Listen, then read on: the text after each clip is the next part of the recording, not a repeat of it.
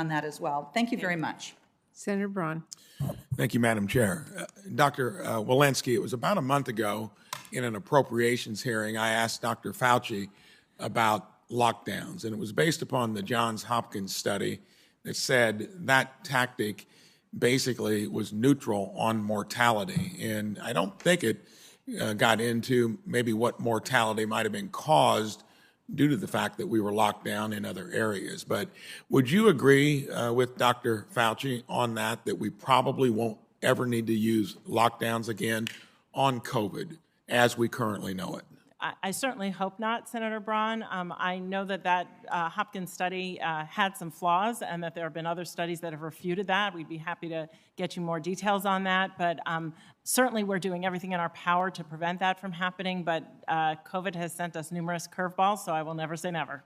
I might also add that in everything I observed in keeping in touch with the business community, who took it pretty seriously, they did not think that transmission was occurring at work. It was mostly elsewhere, and that locking those businesses down, of course, I think we're dealing with those consequences currently. Another question, when it comes to vaccine mandates, Supreme Court finally weighed in and said that did not make sense when we were going to try to force businesses down to 100 employees to either have their employees get a vaccine or lose their job. That seemed like the ultimate heavy hand of government.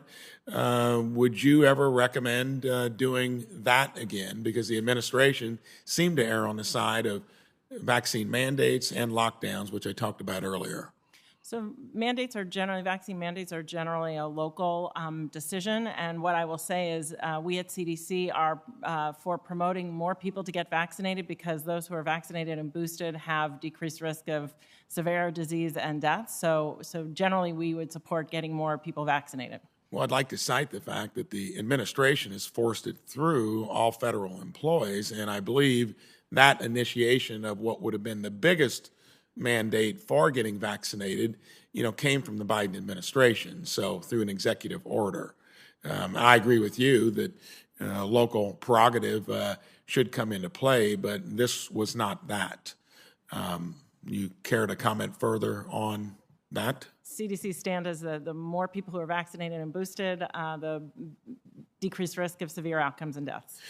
So we've now gone a couple years, we've learned a lot, and I think the data has shown that this has ravaged in a disproportionate way the elderly with comorbidities. And I'd like your kind of assessment going forward, if we're with the general dynamic of what we know about COVID. Does it make sense that we protect better where the data has shown that we've had the most issues with? And also parallel this to the flu. I know it's more transmissible, but the flu generally has a broader fatality rate. In here, Senator Paul talked about it a little earlier.